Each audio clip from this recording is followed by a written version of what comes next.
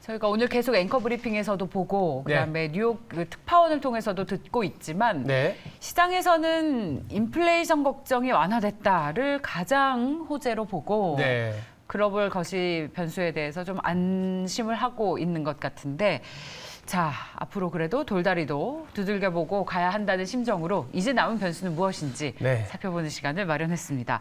상상인증권 리서치센터 IT 전략의 김장렬 상무와 함께합니다. 어서 오십시오, 상무님. 네, 안녕하세요. 안녕하세요. 일단 최근의 뉴스들은 모두 다 호재로 해석하는 것 같아요. 뭐 배드 뉴스 이즈 굿 뉴스 그러면서 어제 하루도 유가가 급락을 보였는데 유가 급락이 사실 중국 지표가 안 좋게 나왔지 않습니까? 그렇죠. 야, 이거 모든 거를 어떻게 해석해야 될지 참 어떻게 보면 뭐 안 좋게 나오면 뭐 좋게 해석하고 좋은 건 또 바닥이다 이렇게 해석을 하는데 센터장님이 보시기에는 상무님 보시기에는 그래도 우리가 좀 변수는 있다. 뭐 이 정도는 봐줘야 된다 할 게 있을 것 같아요. 어떤 게 있을까요? 그러니까 배드 뉴스, 굿 뉴스라고 보는 투자자들의 심리가 모아지면은 지금 고점에서 빠진 거에 다시 50%를 되돌리고 그렇죠.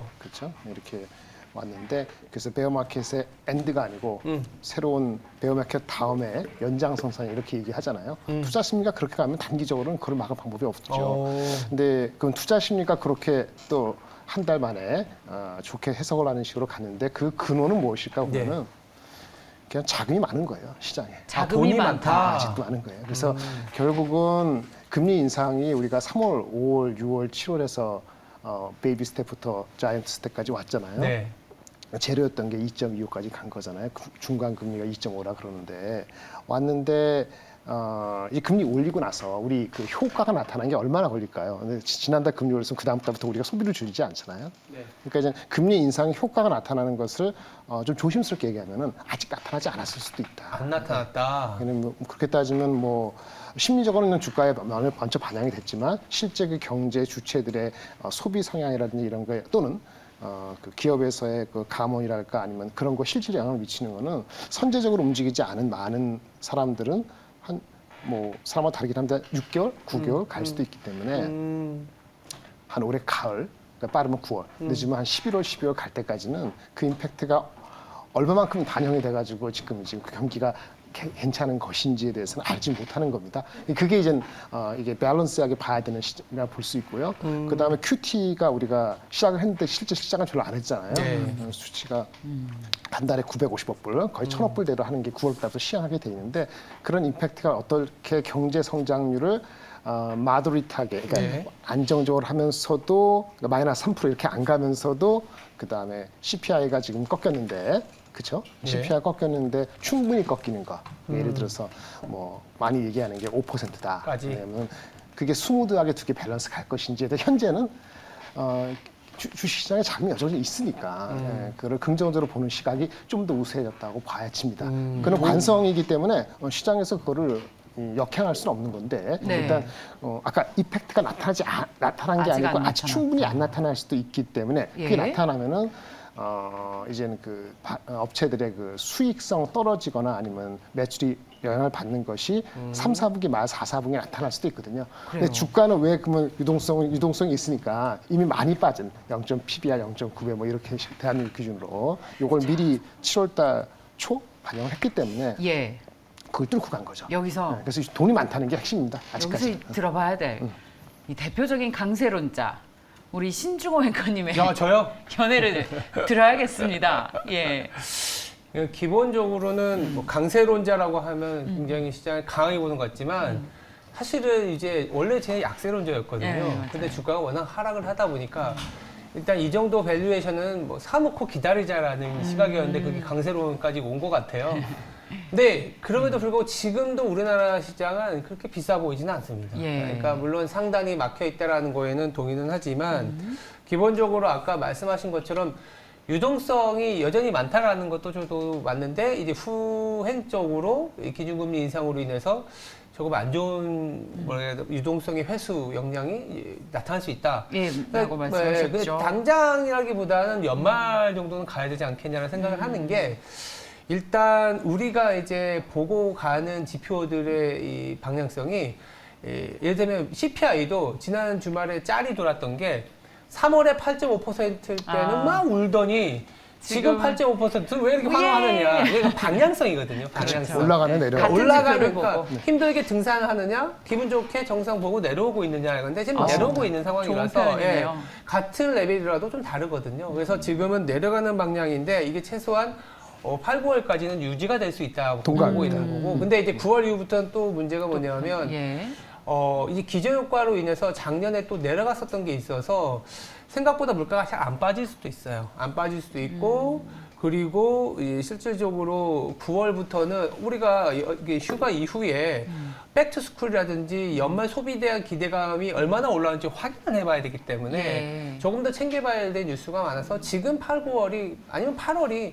가장 조금은 어떻게 보면 좀 속편하게 갈 수 있는 이런 구간이지 않겠냐 정도로 저는 해석을 하고 있습니다. 좋습니다. 그러면 8월에서 9월까지는 지금의 랠리를 즐기고 9월부터는 뭐 변동성 가능성이 있을 이슈들이 있는데 대표적으로 FOMC도 있고요. 두 분의 의견도 조금 엇갈리는 만큼 좀 확인해 보겠습니다. 루키님도 유동성 계속 줄이고 금리를 올리는 구간이라 절대 싸지 않다. 라는 또 의견도 주고 계세요. 그렇죠. 좋습니다. 자, 그렇다면 그리고 저희 김장현 상무님께서는 유동성 회수나 또 기업들의 실적 악화가 본격적으로 가을 이후에 반영이 될 가능성도 있다라고 염두에 주셨습니다. 좀 엇갈리는 의견이 있어요. 자, 그런데 우리가 또 무역 적자가 계속 나오고 있고 우리와 거래를 가장 많이 하는 중국으로의 무역 적자가 가장 걱정이라서 반도체 수출에 대한 우려감이 있는데 엇갈리는 패턴이 반도체 업황에 대한 우려감도 있지만 저희는 또 국내적으로 앞에서도 계속 얘기했습니다만 삼성전자 이재용 부회장이 이제 본격적으로 경영에 복귀하면서 기대감도 있고 어느 쪽에 무게 중심을 두고 봐야 하는지 이것이 또 우리 시장의 방향성을 가늠하게 될 중요한 키일 것 같아요. 네, 이제 아까 오늘 나오면서 말씀드린 세 가지였는데 일단 베어 마켓 랠리가 익스텐된 경향, 베어 마켓 랠리가 연장이 8월까지일지 된다. 9월까지인지 모르지만 그런 심리가 있어요. 유동성 때문에 말씀드리고 하지만 가을부터 겨울 넘어갈 때는 어떨지 모르겠다. 이제 그거가 첫 번째 메시지고요. 그다음에 두 번째 메시지는 결국 미국장이 그거를 넘어서 펀더멘털적으로 가는 거는 결국은 여러 가지 법이 있잖아요. 아까도 뭐 앞에 지점장님 말씀하셨지만 에너지 관련된 법. 그렇죠. 전기차, 2차 전지 이게 가장 큰 테마인데 이게 얼마나 지속되느냐가 중요하고요.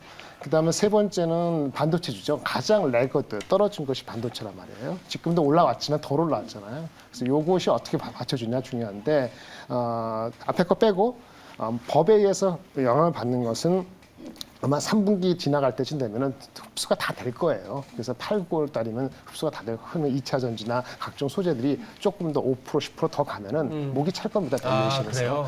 그러면 결국은 주가를 2,600, 700이 아니고 2,800 이상으로 가려면은 의미 있게 하려면 반도체 관련된 주식이 의미 있게 치고 올라야 되는데 아까 말씀드린 그 수요가 줄은 거에서 어닝이 떨어지는 거를 어저스트하는 것이 애널리스트들이 10월까지는 해야 돼요.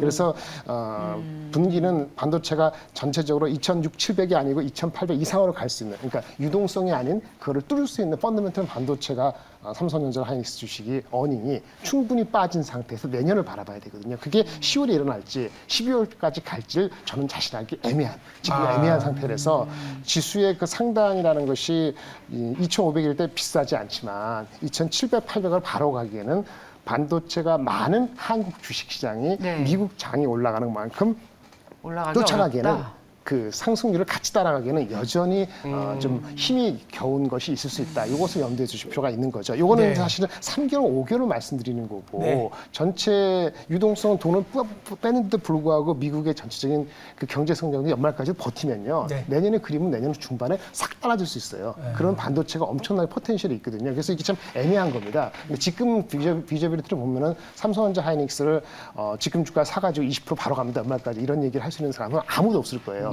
다만 사더라도 낮게 사면은 내년 어느 시점에 좋아질 수 있다 이런 거잖아요. 그래서 주식의 유동성의 힘이 아주 많지 않고 쭈그러든다는 상태에서 과거 한국 주식시장의 한 30%를 차지하는 반도체 중심이 펀더멘틀적으로 그거를 어떻게 10월 이후로 갈 것이냐가 치도의 관건이라 보고요.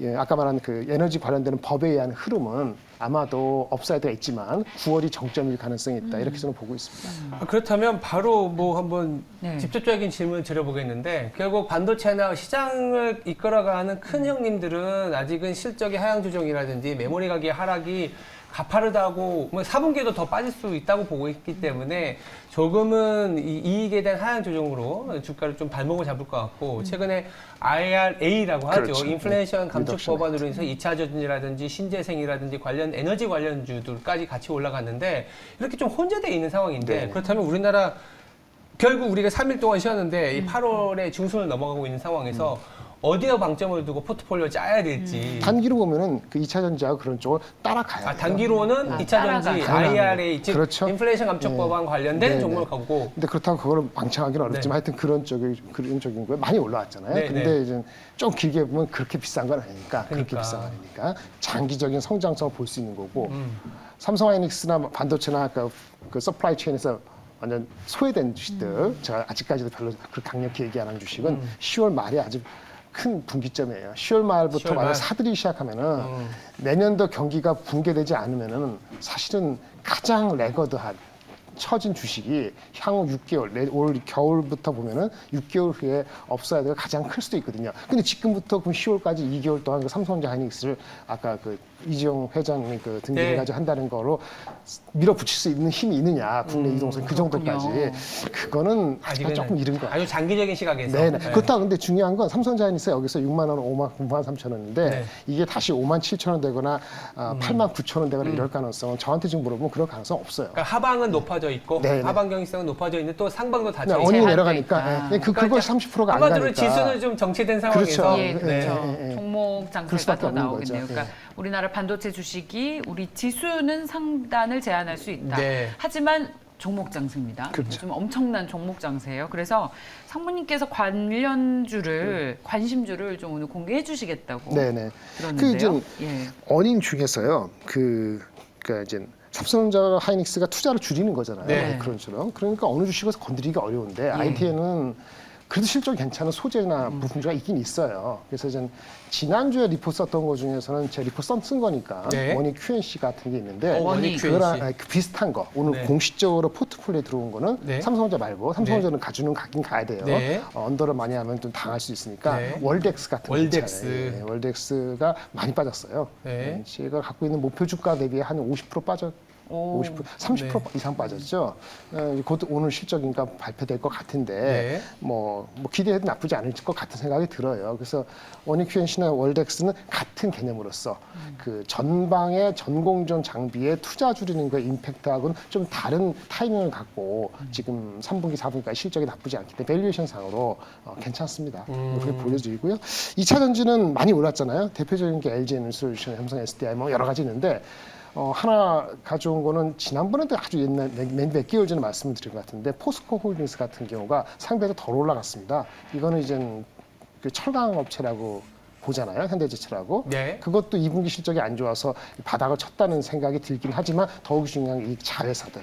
엄청 많은 자회사가 상장된 회사도 있고 비상장된 회사들도 있는데 이 2차 전지 소재 관련되는 거에 대한 리레이팅이 차근차근 일어날 것 같아서 이제 괜찮습니다. 그래서 덜 오른 종목 중에서 장기적으로 가지고 갈 수 있는 종목으로서 포스코홀딩스를 눈여겨 보시라고 말씀을 드리겠고요. 네.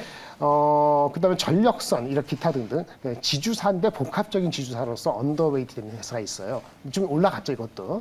LS. LS 일렉트릭도 있고 여러 가지 있는데 LS 지금 현재 주가에서도 매력적입니다. 조선주는 많이 올라와서 또 단기적으로 속도는 느릴 것 같고 예. 제가 지난번에 나왔을 때 자동차를 말씀을 드렸었는데 여기서 네. 뺐어요.